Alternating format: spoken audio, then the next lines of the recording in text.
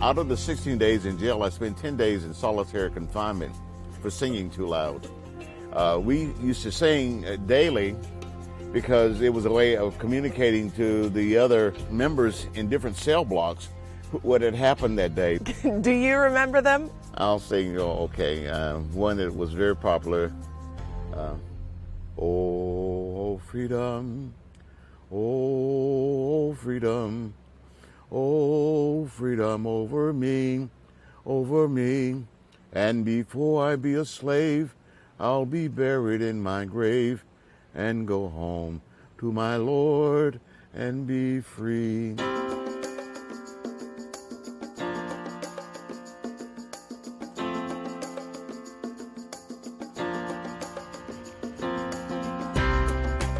Not all heroes wear capes.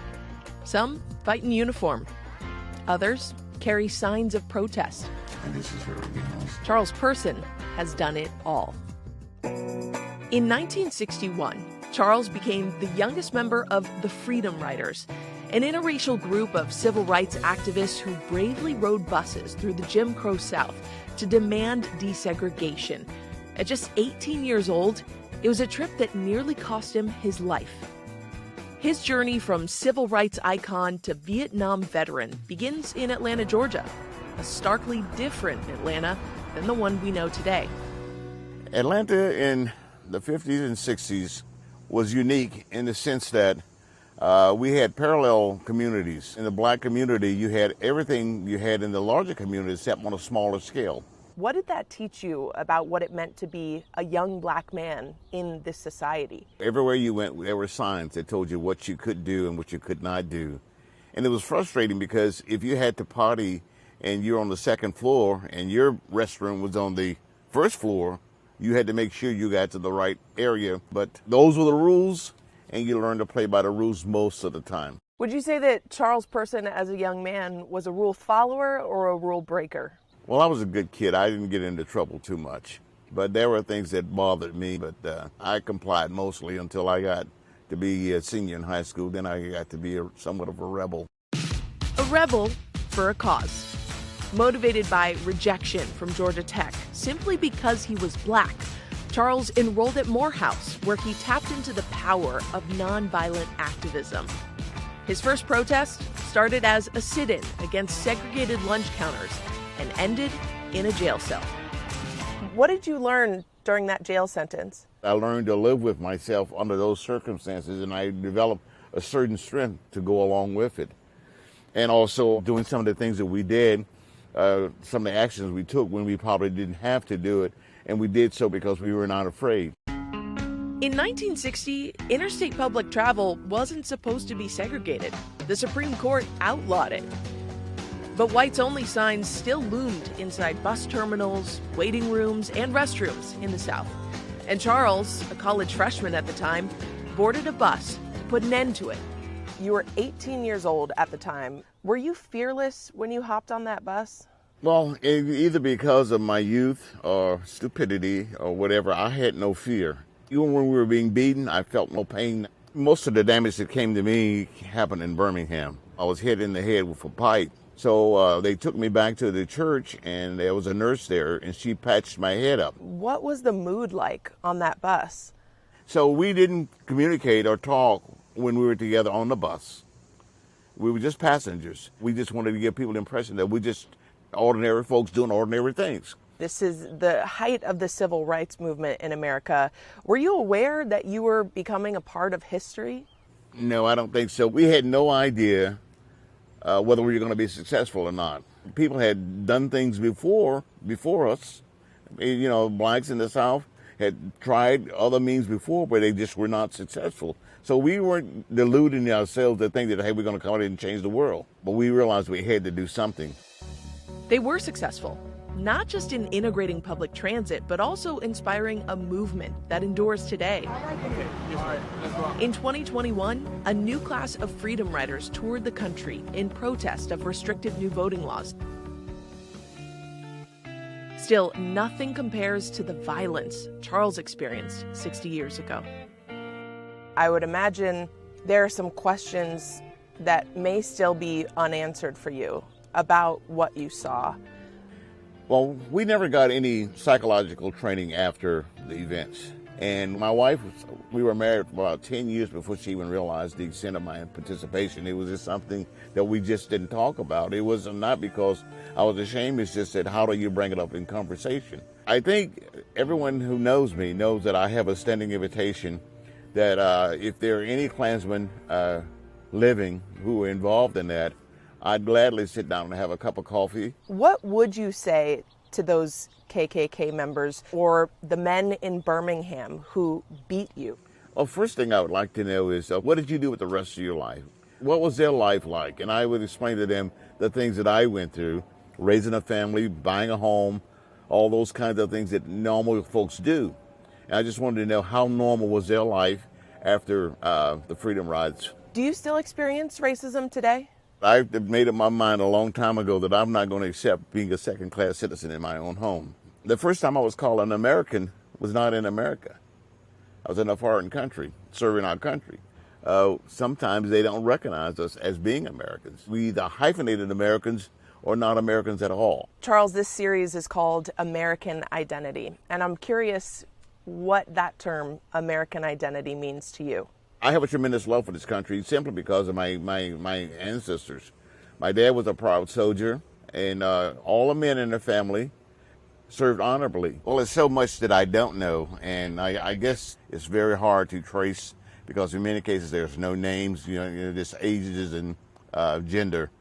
So if I could break that barrier and find out what happened prior to 1845, on either side of the family would be good to know. Charles's roots run deep in Georgia, and I mean real deep. We took a road trip outside of Atlanta to the Jasper County Courthouse in Monticello, an historic hub of civil engagement in the state, and a towering reminder of who had rights here and who didn't. That's where we met family historian Nika Sewell-Smith from our sponsor, Ancestry. Charles, what's going through your mind right now? I'm on pins and needles. I don't know what to expect. So the first thing we're going to talk about today is DNA. And this is a map of what your DNA looks like. Nika was able to pinpoint Charles's DNA lineage to the South, specifically to early North Carolina African Americans and his home state of Georgia. I guess the part that I'm most familiar with is the counties in Georgia and also the Tennessee, Georgia, Alabama, Mississippi. We have people in those various regions. So to move on from there, this is your tree as you knew it, which you were able to go back to at least your great-grandparents. I did know John Person and his wife, Carrie. So we've got John and Carrie, and what you're looking at is their marriage license. Wow. And John Parsons married Carrie Minter in 1894 in Jasper County, Georgia. You had to go to her marriage license to find out what her maiden name was. Now we're looking at her death certificate to find out the names of her parents. Can you tell me the names that you see there? Mother's maiden name was Frances Minter. Name of the father was Lee Minter. So those are your great-great-grandparents. I heard Minter, but not both. I think I knew of Frances, but not Lee. Wow. The next one that we're going to take a look at is the 1900 census with Lee Minter, who is your great-great-grandfather, and his wife, Frances. And he's age 65. And then also in the household, they are raising two grandchildren, one named Big Babe and the other one named Little Babe. Don't waste any words there. How does it feel to see their names and see them documented? It's like completing a puzzle. I mean, there's all these blank spaces in there, and now they begin to fill in. Nika found another piece of that puzzle. This voter registration document from 1867, listing Charles's great-great-grandfather, Lee Minter, as a registered voter. In terms of qualified voters, were really used to re-enfranchise people who had aligned with the Confederacy and to basically protect voters who had never got a chance to vote. Charles, I can see this document stirring something up within you. What makes you emotional when you read this voter registration record? Well, the civic involvement, when you just mentioned to me when he made, his mark. But his time as a voter was likely cut short. This property tax digest from 1890, listing a poll tax, told us why. This documents Lee Minter paying property taxes here in Jasper County. It lists the number of polls in his household along with the value of the actual acreage, which that in his instance was $56 worth of property. Not a millionaire. Wow. So poll tax, of course, was one of the exclusionary ways that they kept black men in particular from voting, right? So if you had land, any sort of property that could be taxed, and you did not pay the poll tax, that would effectively eliminate you having the ability to vote. Charles, you know what is mind-blowing to me is that this document from 1890 acknowledges the presence of the poll tax, and then generations later, you come along and you are fighting against these very restrictions in the Jim Crow South. How does that make you feel? I mean, it just seems like it's all come full circle. Yeah, but it also it adds credence to the fact that there were impediments even back then. So and I guess it never ends. But I'm optimistic that it will end. But Nika had something more to show us further back in Lee Minter's story. So the next document we're going to look at is in 1860 slave schedules. Have you ever heard of this before? I've heard of it. It lists the enslaved persons normally by age and gender, and that's all. You're absolutely correct. And based on Lee Minter's birth date, he would have been born before slavery ended. He was born in the 1830s. We've got several enslaved people, 16 to be, in fact, who were enslaved by a man named William S. Minter. There is a 23-year-old male who is listed who definitely fits the profile of being your great-great-grandfather, Lee Minter. Wow, yeah. You weren't a person. You were a number or a worker. You have no substance. It's just like you listing the number of cars in your garage, or just property. It's property, yeah. And I have one more document to show you. You're looking at a list of property that was owned by a man named Richard Minter. He was a slaveholder here in Jasper County, Georgia. He died about 1839, and listed among the things in his estate that were sold is one boy child named Lee. Yeah, let's see. That is your great-great-grandfather as a child. And his value was $300. It makes me proud to know their past. If they hadn't survived, I wouldn't be here either. So it shows that they were a hardy people, and that's something to be thankful for. Well, I've got a proposition for you. We wanted to find out if Richard Minter's home in Monticello was still standing. And we found out that it is, in fact, still standing today. This is the home where your great-great-grandfather, Lee Minter, would have lived as a child. So if you're up for it, we'd like to invite you to go check it out. Wow, I'm game. That's wonderful.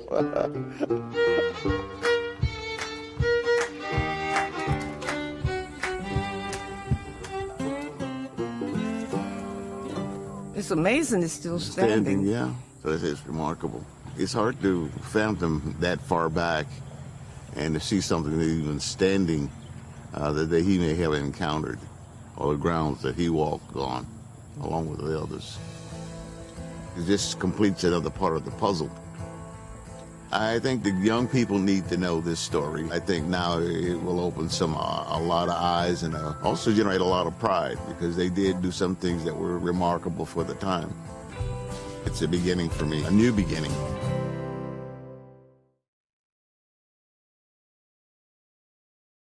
Thanks for watching our YouTube channel. Follow today's top stories and breaking news by downloading the NBC News app.